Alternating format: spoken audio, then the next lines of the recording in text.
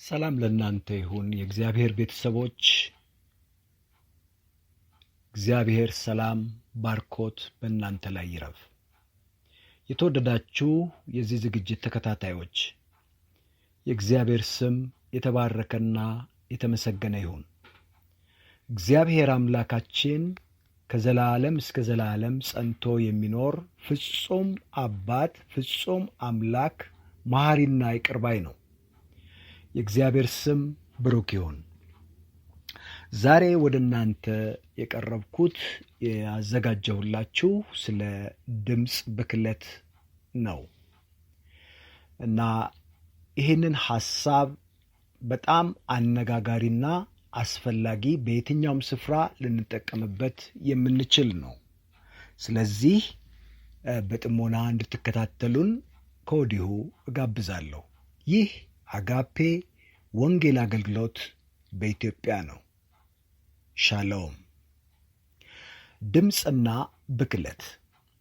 የድምፅ ብክለት። ስለ ድምፅ ጠቀሜታ ለእናንተ መንገር ብዙም አስፈላጊ አልመሰለኝም። ስለዚህ ወደ ዋናው ሐሳብ ነው የምገባው። ይኸውም ደግሞ የድምፅን ባህሪያት እንመለከታለን።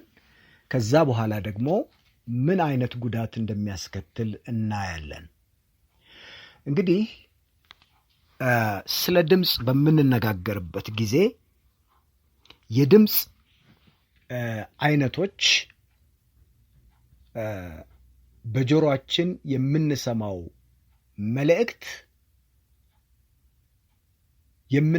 መልእክት ይዘቱና መጠኑ የተለያየ ሊሆን ቢችልም ወደ መስማት አካላችን የሚመጣው በድምፅ አማካኝነት ነው። ድምፅ እንደ ፀሐይ ብርሃን በውስጡ የኃይል ሞገድ አለው። በቁሳዊ ነገር ውስጥ የሚጓዝ እንዲሁም ደግሞ በነካናቸው ነገሮች ላይ ጊዜያዊ ዘላቂ ተጽዕኖ ያሳድራል። የምንኖርበት አካባቢ በድምፅ የተሞላ ከመሆኑም ባሻገር ሕይወት በድምፅ የተሞላች የተከበበች መሆኗ የዕለት ኑሯችን ምስክር ነው።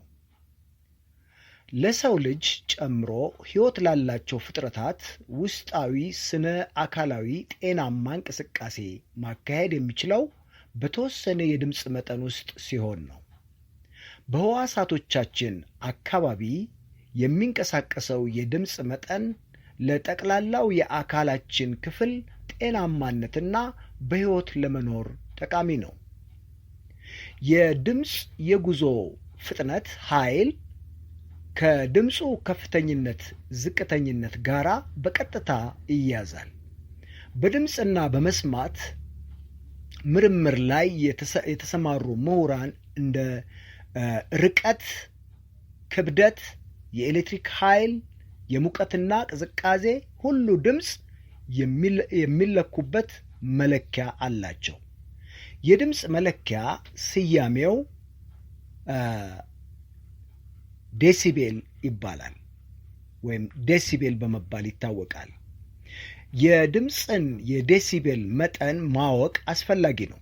ምክንያቱም የምንነጋገርበትን፣ የምንሰማውን እንዲሁም ደግሞ የምንውልበትን አካባቢ ድምፅ መጠን በጥንቃቄ እንድናስተውልና በመስማትም ሆነ በአጠቃላይ የአካላችን ጤናማ እንቅስቃሴ ላይ የሚያመጣውን ተጽዕኖ በመረዳት አስፈላጊውን እርምጃ እንድንወስድ ይረዳናል። ስለዚህ በዙሪያችን ያሉ የተለያዩ ድምፆች ሰጪ ነገሮች የሚከተሉትን ያህል የድምፅ ዴሲቤል መጠን እንደሚያመነጩ ታውቋል። እነዚህም ማቀዝቀዣ 45 ዴሲቤል፣ ጤናማ ውይይት ንግግር ከ60 እስከ 65 ዴሲቤል፣ የመኪና መንገድ ድምፅ 85 ዴሲቤል፣ የፀጉር ማድረቂያዎችና የሳር ማጨጃ ማሽኖች